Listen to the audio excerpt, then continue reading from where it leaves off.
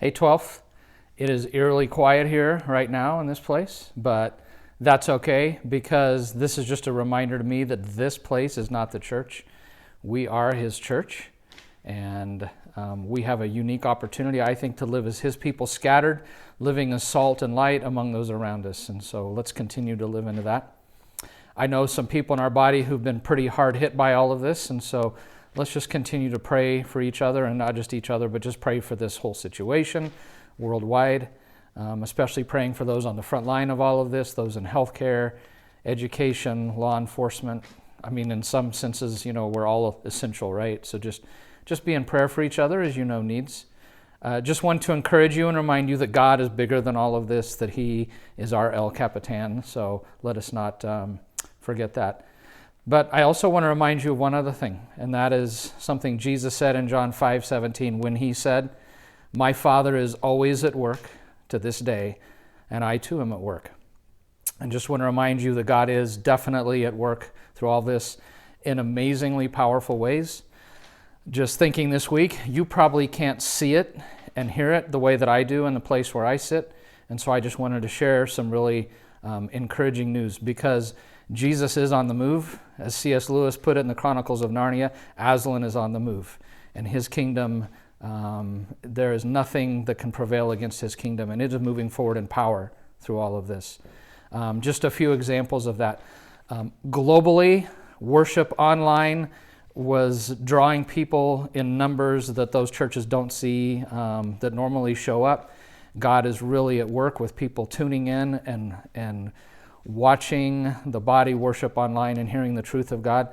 I know that at 12th Avenue, we had, conservatively speaking, at least 1,700 people who tuned into our online service in this past week, which is really quite amazing. Fascinating to me, or really caught my attention, a little over 12% of those who watched do not live in the United States of America. We had people watching from various continents and even in the Middle East. So I think that's a really cool way that God is at work through all of this.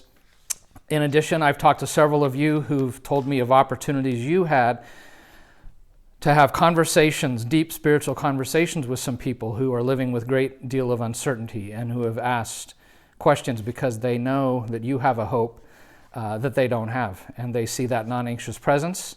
And so please continue to be the hope of the world, the salt and light, live in a non-anxious way to your families and your neighborhoods so that we can share the good news of Jesus in our lives. Another thing, we had an opportunity at 12th Avenue this week to be the hands and feet of Jesus to 3 students from Paraguay. They are kind of stuck here, unable to go home.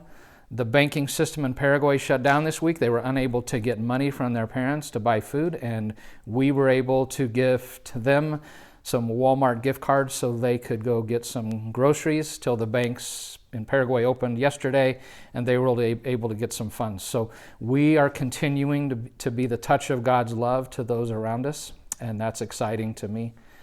And one other thing, just heard in the last few days, because of this virus and how hard hit and how much it's spreading in the prison system in Iran, that they have released a number of Christian believers, among others, from prison. And so God is using this just to do things we never could have imagined.